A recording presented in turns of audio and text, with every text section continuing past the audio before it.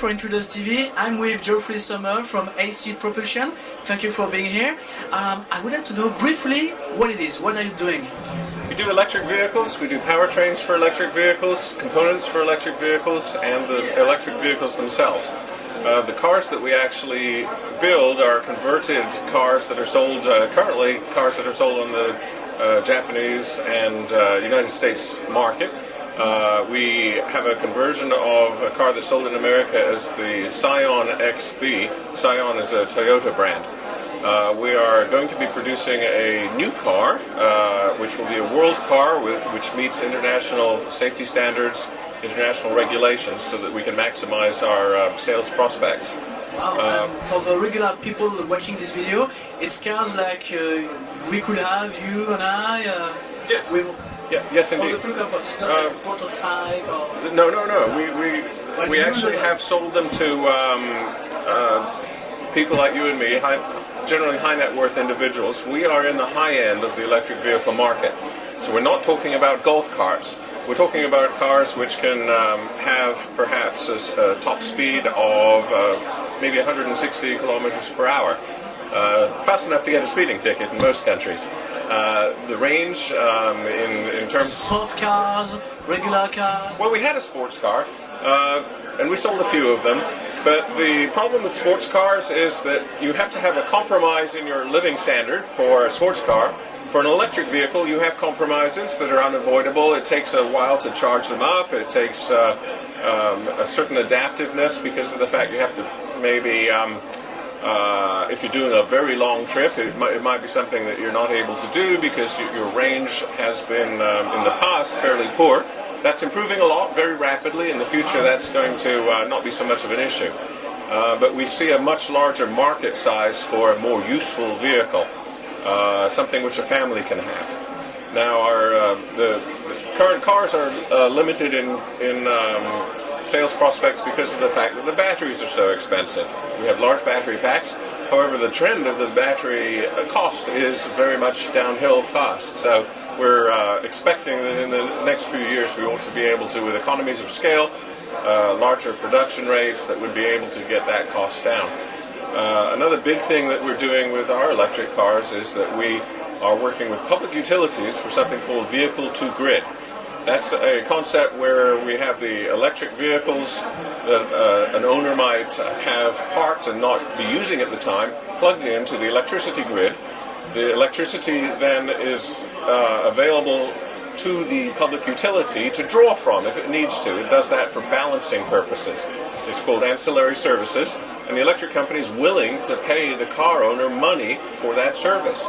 So we, at the current public utility market rates, we're getting back maybe $300 per month per car to the owner, which it very much defrays the cost, which we unavoidably have at this stage of the game. You said today it's still expensive. Do you have a range of prices just to let us consider? Yes, we're looking to a production rate of about 1,000 cars per year. We can also sell drivetrains to car manufacturers that they can then put in their cars and use their branding. But we are intending to become a car manufacturer of record ourselves, working with the government to get the safety standards taken care of, that sort of thing. So the Scion XB, if you want to buy one of that, that's the Toyota car. It carries about 5 people. It doesn't intrude of the utility at all. The battery packs are down low, out of sight. And but that car at the higher production rate is about, in the United States, about $60,000.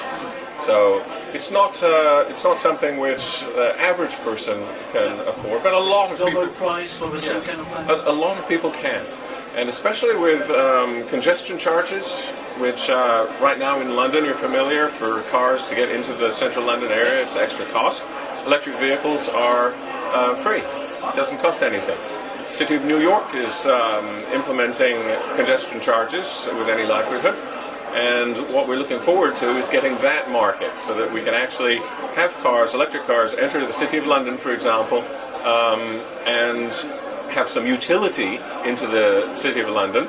The XB is like it's small for America, but for here it's reasonable size. You could actually fit some cargo inside the thing. That perspective looks very exciting, and well, that's very interesting. So what are you doing here?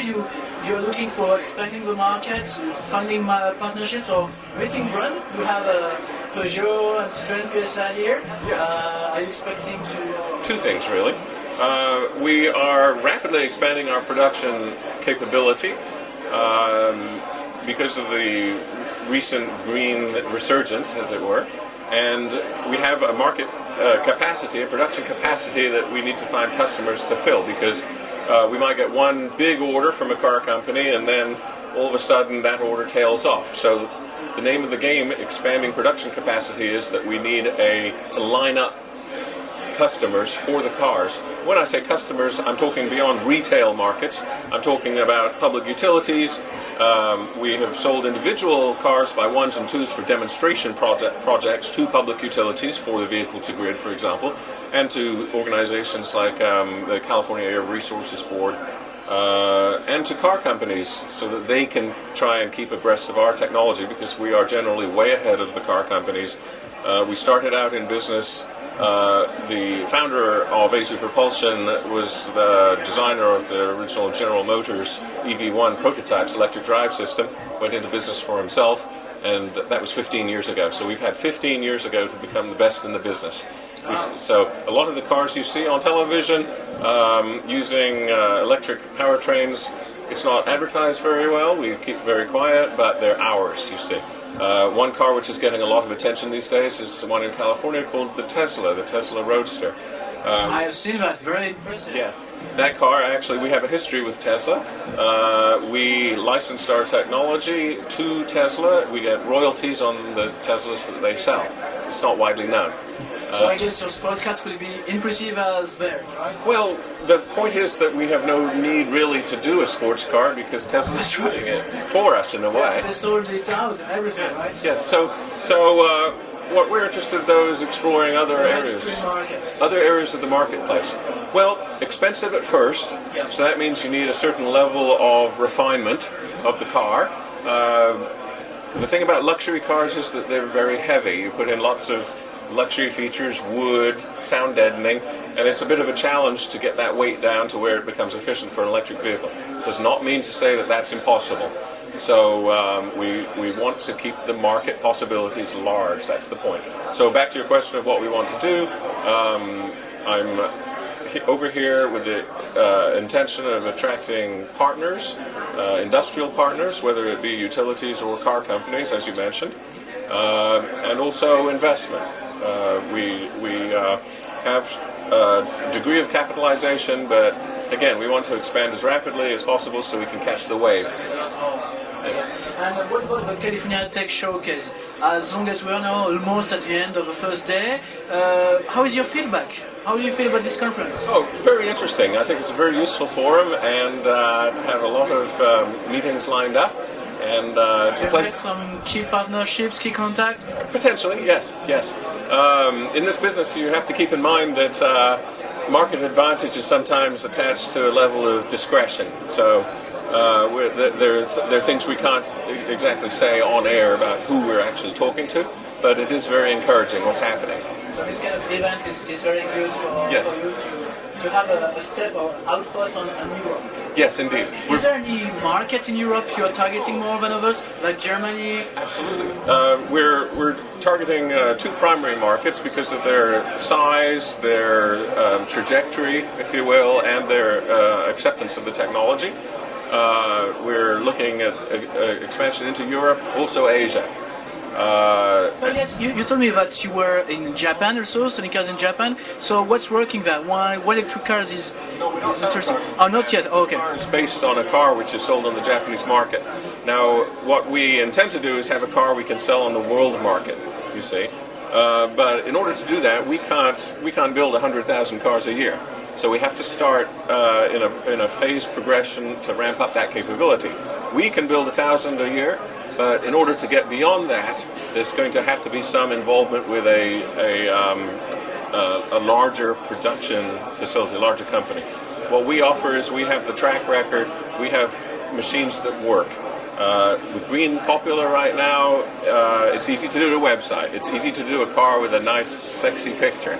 But the detail is difficult, and we have conquered that. In the last 15 years, we have a system which we can sell, which works, which we have tested.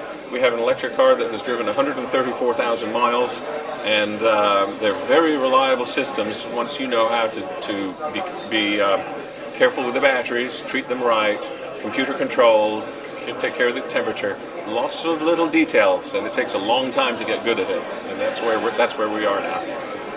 Thank you very much for all those details. Thank you for introducing us your company, and we're looking forward to see those new cars maybe someday in Europe. Thank you.